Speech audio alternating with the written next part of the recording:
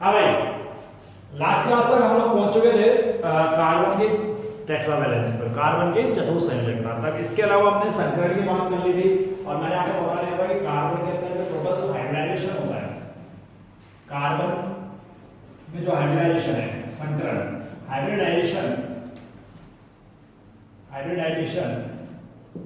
इन carbon atom, carbon परमाणु में जो संकरण है वो अपन ने कितनी तरीके से पढ़ लिए थे? 3। ठीक है, एक पढ़ लिया था sp3, एक पढ़ लिया था sp2 और एक पढ़ लिया था बेटा sp। अब मैं आपको एक साथ में छोटी सी चीज सिखा रहा हूं। दिए गए, इसको ध्यान से सुनना, दिए गए यौगिकों में कार्बन की संकरण अवस्था पहचानना, identification of hybridization state of carbon in given compound।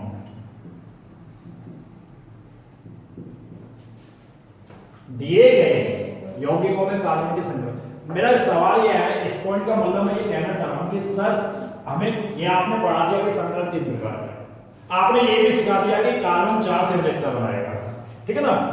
और मैंने कल भी कहा था कि मैं कोई बहुत नई चीज नहीं सिखा रहा, वही सिखा रहा हूं जो 10th में बच्चा पढ़ के आता है। अब नई चीज जो आप सीख रहे हो वो एक तो ये सीखा था, अब एक और नई चीज, सर अगर हमें एग्जाम में उसने 2-3 सवाल दे दिए कि दिए गए यौगिकों में कार्बन की संकरण अवस्था पहचानी है, कैसे पहचानेंगे? क्या हम वापस पूरा डिटेल में पढ़ेंगे या एक एक को देखूंगा? नहीं, इतना करना नहीं है, आपको बहुत तुरंत बताना। देखो, यदि ऐसी अवस्था हो, मतलब कार्बन की चारों संयोजकताएं कैसी हो, बताओ, एकल बंध से जुड़ी हो, यदि ऐसी अवस्था तब कार्बन का संकरण, हाइब्रिडाइजेशन ऑफ कार्बन sp3, याद रखना है। अभी मैं दिखाऊंगा एग्जांपल से समझाऊंगा। सेकंड, यदि ऐसी अवस्था हो कि कार्बन की 4 संयोजकताओं में से एक तो कैसे पूरी हो रही है, डबल बॉन्ड से, और 2 कैसे हो रही है, सिंगल बॉन्ड से, तब कार्बन का संकरण sp2। Very good. और फाइनल, यदि एक सिंगल एक ट्रिपल या दोनों डबल, तब कार्बन का संकरण sp। याद आ जाएगा? एक तो ये बात। अब एग्जांपल से समझाओ, पैनिक मत लो, आराम से समझो। एग्जांपल फर्स्ट, C है ना, H H H H H H, इसको मैं शॉर्ट में लिख दूं C2H6, नाम है ये। मैं मॉलिक्यूल भी बोल रहा हूं, अभी जो आप पहले पढ़ चुके हैं, बेसिक क्लास में पढ़ चुके हो, जल्दी से समझ जाए। अब इसमें इस कार्बन कितना है, 1 और 2, तो C1 की संकरण अवस्था देखो, पहचानना कैसे है, अब जल्दबाजी मत करना। Hybridization state. Good morning guys, organic chemistry 11th class में कल हमने पढ़ लिया था अबाउट हाइब्रिडाइजेशन, कार्बन के संकरण के बारे में। और मैंने आपको बताया था कि जो संकरण अवस्था है इसमें कार्बन में वो 3 तरह की हमने डिस्कस की थी, sp3, sp2 और sp2, यानी जो हाइब्रिडाइजेशन स्टेट है वो हमने 3 तरह की डिस्कस की थी। अब मैं आपको किसी दिए गए यौगिक के अंदर कार्बन के हाइब्रिडाइजेशन कैसे पहचाने, हमको कोई कंपाउंड अगर मिल जाता है, ठीक है ना, in any given compound identification of hybridization of carbon atom, दिए गए यौगिक में कार्बन के संकरण की पहचान कैसे करें? तो मैंने यहां बताया था आपको एक पॉइंट, पहला पॉइंट, यदि कार्बन की चारों संयोजकताएं सिंगल बॉन्ड है ना, एकल बंध से पूर्ण हो, यानी चारों वैलेंसी से पूर्ण हो, दैट इज ऐसे, तब हाइब्रिडाइजेशन कौन सा होगा? sp2। सेकेंड केस, यदि कार्बन की चारों संयुक्ताएं दो सिंगल व एक डबल बॉन्ड से पूर्ण, तो ये अवस्था कैसे होती है बेटा? ऐसे तो होती है ना? तो तब हाइब्रिडाइजेशन क्या हो जाएगा? अब आपको समझ में आने लगता है, sp2। और तीसरा केस है, यदि या रूप से चार वैलेंसीज पूर्ण, चारों से वैलेंसीज होती है संयुक्ता, ठीक है, चारों संयुक्ता क्या हो जाए? पूर्ण, तब हाइब्रिडाइजेशन क्या होगा? ये बात कर रहे थे। यहाँ एक उदाहरण लेता हूँ मैं इसका, एक एग्जांपल, जैसे एथेन C2H6, जैसे एथेन C2H6, तो इसमें देखो C और बाकी हाइड्रोजन ऐड हो गए, ऐसे हो गए ना? तो यहाँ पर दोनों कार्बन के जो चारों तरफ आप देखोगे तो सारे सिंगल बॉन्ड है, और सारे सिंगल बॉन्ड है तो यहाँ पर इनकी ऑक्सीजन क्या हो जाएगा? हाइब्रिडेशन। ये भी sp3 और ये वाला कार्बन भी sp3। इसका एग्जांपल है अपन, बड़ा सिंपल सा और इम्पोर्टेंट एग्जांपल, दो कार्बन के जो डबल बॉन्ड बना दो और बाकी क्या जोड़ दो? हाइड्रोजन जोड़ दो, ऐसे ऐड कर दो। तो इस कार्बन पे देखो दो सिंगल और एक, और दो सिंगल और एक, तो इसकी हाइब्रिडाइजेशन स्टेट क्या होगी? संकरण अवस्था क्या होगी? और इसकी क्या होगी? दोनों में ये sp2 होगी। अब एक ये हो लेते हैं एग्जांपल, उदाहरण एक है। इस कार्बन पे ध्यान दो, कौन सी अवस्था आ रही है? ट्रिपल बॉन्ड और सिंगल बॉन्ड, कौन सी अवस्था होगी संकरण की? इस पे कौन सा होगा? इसमें एक बड़ा इंपॉर्टेंट एग्जांपल है, ये ऑर्गेनिक कंपाउंड नहीं है बट हम पढ़ रहे हैं, ये CO2 होता है। CO2 पहला ऐसा यौगिक है जिसमें कार्बन होते हुए भी कार्बनिक यौगिक नहीं है, लेकिन संकरण देख सकते हैं, संकरण देख सकते हैं, दोनों को किससे जुड़ा हुआ है? किससे ऐड हो रहा है? डबल बॉन्ड, तो डबल बॉन्ड से वाला इसका क्या हो जाएगा? समझ में आ गया कहानी? ठीक है ना? तो कॉपी कर लो फटाफट, फिर इसको आगे डिस्कस करें, नोट कर लो सब, या हो जाएगा, पढ़ लोगे ना? ठीक है।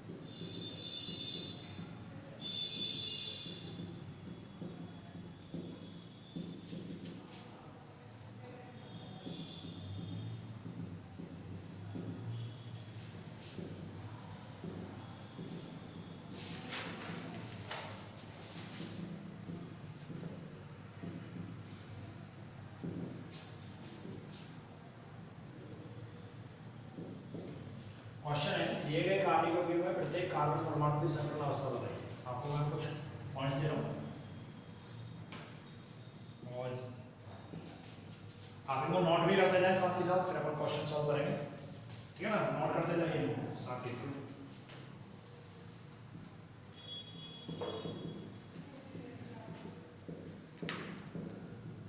बहुत सिंपल वे में दे रहा हूँ अभी, ज़्यादा टिपिकल नहीं दे रहा, आपको दिक्कत नहीं आनी चाहिए।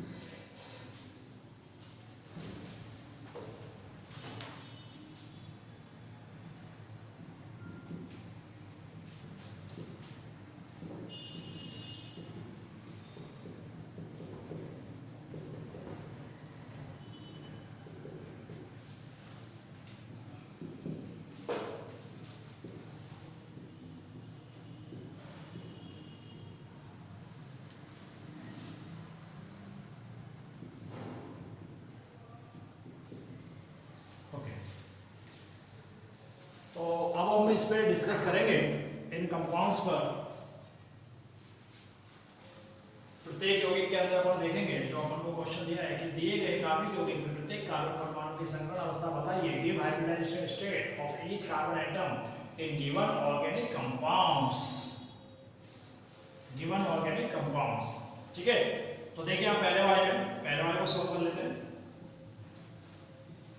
कार्बन फर्स्ट, इसमें ये कार्बन की चारों वैलेंसी सिंगल बॉन्ड से, और कंप्लीट कंपाउंड में आप देखोगे तो प्रत्येक कार्बन जो है वो सिंगल बॉन्ड से बॉन्डेड है। तो इसमें sp3 हाइब्रिडाइजेशन, sp3 क्या हुआ, संकरण सभी कार्बन एटम्स के लिए। एनी डाउट कि सभी कार्बन एटम के लिए क्या हो जाएगा, sp3। चलिए सॉल्यूशन नंबर सेकंड, इधर फर्स्ट, इस फर्स्ट कार्बन के लिए क्या होगा बताओ, sp2। सेकंड कार्बन के लिए क्या होगा, sp2। थर्ड कार्बन के लिए क्या होगा बेटा, sp3। ठीक है, थोड़ा ध्यान दें, ध्यान से करें, इजी है बहुत, जल्दबाजी नहीं करें। पहले कार्बन के लिए बताओ, दूसरे कार्बन के लिए बताओ, तीसरे के लिए बताओ, नेक्स्ट वाले 4 के लिए ध्यान से देखो, sp2। फिफ्थ वाले के लिए ये होगी नहीं है। चलिए इधर आ जाओ, सॉल्यूशन नंबर डी में यहाँ कर रहा हूँ मैं। पहला कार्बन, दूसरा, तीसरा, चौथा, पांचवा, छठा, 1 to 6 सब कार्बन, एक डबल बॉन्ड, 2 सिंगल, एक डबल बॉन्ड। तो मैं लिख दूंगा सभी कार्बन एटम्स के लिए sp2। इधर आ जाइए, ये भी हो जाएगा, कर लोगे, बताओ क्या होगा, कर लोगे ना ये सारे चेक करके बताओ क्या होगा, देखते बता दोगे। sp3 सब में सिंगल बॉन्ड है, इसमें बताओ नंबर 1, इसको बताओ नंबर 1 क्या बताइए, sp2। ये sp2 हो गया। 2 के लिए बताओ, sp2 हो गया। 3 के लिए बताइए, 4 के लिए बताइए, 5 के लिए बताइए, 6 के लिए बताइए, 7, 8। ठीक है ना। अच्छा ये बता सकते हो, मान लो मैं इसको 1 दे दूं, ध्यान से सुनो पहले, 1 2 3। तो 1 के लिए क्या होगा, 1 के लिए क्या होगा, sp2। 2 के लिए क्या होगा, 3 के लिए क्या होगा, 4 के लिए क्या होगा, 3। ध्यान दो, बॉन्ड्स पे ध्यान दो, समझ आने बात। कंप्लीट कर लो इसको, कर लो कंप्लीट फटाफट। तो इस तरह से आपसे क्वेश्चंस पूछे जा सकते हैं कि आप इसमें आइडेंटिफाई करें, क्या क्या आइडेंटिफाई करें कि दिए गए कंपाउंड्स में जो भी गिवन कंपाउंड्स होते हैं उसमें कार्बन के लिए क्या पूछ रहे थे। कई बार मैंने तो सब में सिखा दिया, बाकी कई बार क्या होगा कोई कंपाउंड दे देता है और कहता है एक कंपाउंड के लिए आपको क्या करना है, आइडेंटिफाई करना है ना।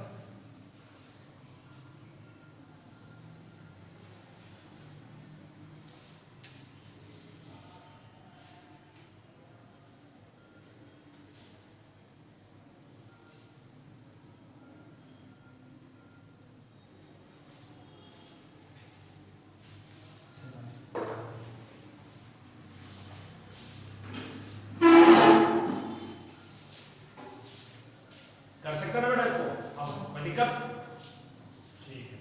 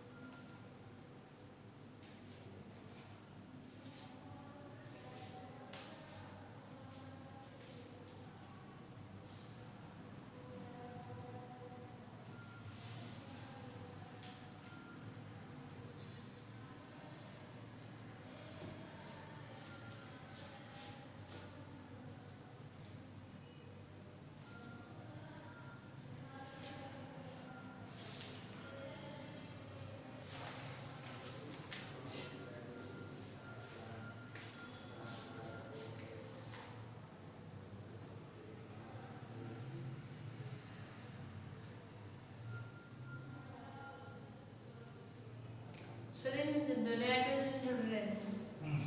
हाँ कनेक्शन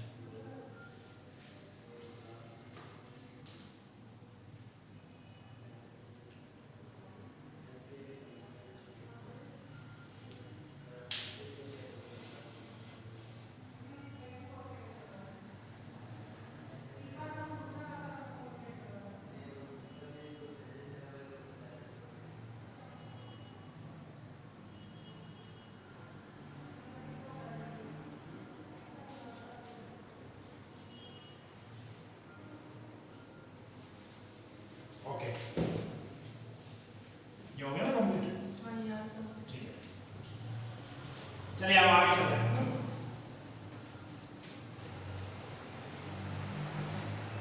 नेक्स्ट पॉइंट पढ़ रहे हैं,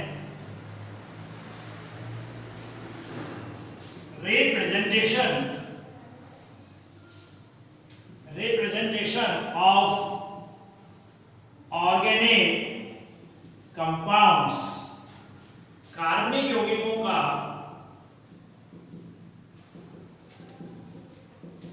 निरूपण। इसमें हमें क्या पढ़ना है, इस टॉपिक में हमको डिस्कस करना है कि जो यौगिक हमें दिए गए हैं उनको किस तरह से हम प्रदर्शित कर सकते हैं। बेसिकली दो तरह की चीजें होती हैं, पहला होता है एक तो इसका संघनित रूप और दूसरा होता है इसका पूर्ण संरचनात्मक रूप। लेकिन हम ये तीसरा पॉइंट भी पढ़ते हैं, very important, bond line structure. ठीक है, बॉन्ड लाइन स्ट्रक्चर ये कंप्लीट हो गया बेटा।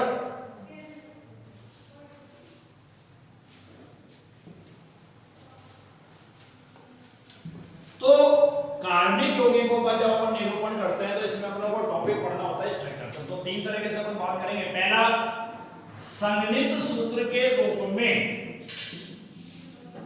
As condensed formula. दूसरा हम बात करेंगे पूर्ण संरचनात्मक रूप में एज कंप्लीट स्ट्रक्चरल फॉर्मूला। और एक बात करेंगे हम बॉन्ड लाइन यानी बंद रेखा सूत्र रूप में एज बॉन्ड लाइन स्ट्रक्चरल। तीन प्रकार से हम कार्बनिक यौगिकों का निरूपण करते हैं। एक एग्जांपल से सिखाता हूं तुम्हें, देखिए एग्जांपल। मान लीजिए आपको C6H14 दिया है। क्या दिया है? C6H14। इन पे अपन डिटेल में बात करेंगे, पैनिक लेने की जरूरत नहीं है, बट अभी मैं एक बार एक सिंपल छोटा सा बता रहा हूं। C6H14 इसको बोलते हैं हेक्सेन। क्या बोला जाता है बेटा? हेक्सेन। इसे बोलते हैं अपन हेक्सेन, राइट। और इस हेक्सेन में कुल कार्बन कितने हैं? 6। तो ये जो मैंने दिखाया है हेक्सेन का फॉर्मूला, ये फॉर्मूला है संगठित फॉर्मूला, संगठित सूत्र, कंडेंस्ड फॉर्मूला। कंडेंस का मतलब होता है जितने भी कार्बन और हाइड्रोजन सबको इकट्ठा करके एक जगह रखना। अब अगर मैं इसे ऐसे दिखा दूं,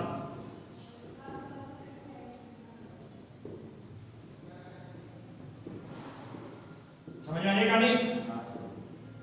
फॉर्मूला भी वही है, अंतर क्या हो गया? मैंने कंप्लीटली इसमें ये दिखाया है कि बॉन्ड कैसे दिखते हैं, कितने कार्बन, कितने हाइड्रोजन से, कितने बॉन्ड से और किस प्रकार जुड़ा हुआ है। इसको बोलते हैं अपन कंप्लीट स्ट्रक्चरल फॉर्मूला, यानी पूर्ण संरचनात्मक बेटा कंप्लीट स्ट्रक्चरल फॉर्मूला, ठीक है ना? पूर्ण संरचनात्मक ये वाला सेकंड। और अब अगर इसे मैं कैसे दिखाऊं, ऐसे, तो जहां से शुरू हुआ वहां एक कार्बन है, जहां पहुंचकर ये मुड़ गया यहां एक कार्बन है, फिर आगे जाकर यहां मुड़ गया यहां एक कार्बन है, एक कार्बन ही है और अंत में एक कार्बन है। टोटल कितने कार्बन? 5। तो अपने पास कितने हैं? इसको ऐसे जिगजैग जानते हो? जिगजैग ऐसे ऐसे इस तरह से। जब इस प्रकार से दिखाया जाता है, मैंने आपको बता दिया शुरुआत से लेकर सिरे, दोनों सिरों पे कार्बन और प्रत्येक मोड़ पर कार्बन, टोटल 6 हो गए। अब इस कार्बन और इस कार्बन के बीच में ये जो लाइन है ये किसको शो कर रही है? किसको शो कर रही है? अगर एक लाइन है तो सिंगल बॉन्ड, 2 लाइनें हैं डबल और 3 है तो ट्रिपल। अब लेकिन यहां तो मेरे पास टोटल कितनी सभी कार्बन, इस दोनों में, इन दोनों में, इन सब में एक एक ही है, यानी एकल बंद है। तो सर हाइड्रोजन कार्बन तो पे बाकी जो है वो सब हाइड्रोजन है। तो कुल मिला के ये जो फॉर्मूला है ये कौन सा फॉर्मूला है? बॉन्ड लाइन फॉर्मूला, बंद सॉरी रेखा सूत्र, बंद रेखा सूत्र। समझ में आने बात? बंद रेखा सूत्र में कार्बन हाइड्रोजन प्रदर्शित नहीं होते, दिमाग में सेट कर लेना। कार्बन में हाइड्रोजन प्रदर्शित नहीं होते, नहीं करते हैं ना, इनका रिप्रेजेंटेशन कार्बन हाइड्रोजन। कहानी समझ आ गई? इसीलिए मैंने केवल क्या बनाया है? लाइन। हमको मानना पड़ेगा कि यहां से यहां तक जितने फॉर्मूले में कार्बन है वो आ गए, और अगर यहां मैं मानूं इस कार्बन पर तो एक कार्बन यहां जुड़ गया, बाकी कितने एच जुड़ जाएंगे? 3, है ना? तो वो तो अपन बैलेंस से पूरी कर सकते हैं, वो मैंने आपको सिखाया इस तरह से कंप्लीट। तो 3 प्रकार से अपन कार्बनिक यौगिकों का क्या कर सकते हैं? स्ट्रक्चर फॉर्मूला लिख सकते हैं। अब हम डिटेल में बात करेंगे, बाकी मैंने डिटेल में एक एग्जांपल समझा दिया है, पर अपन इस पे क्या करेंगे और थोड़े फॉर्मूले लेंगे, इसके भी लेंगे, इसके भी कुछ फॉर्मूले लेंगे और इसके भी फॉर्मूले लेंगे। फिर इन पर क्वेश्चन कैसे आते हैं वो मैं सिखाऊंगा आपको, उसके बाद अपन आगे चलेंगे, ठीक है ना? ओके, बाकी हम देखते हैं।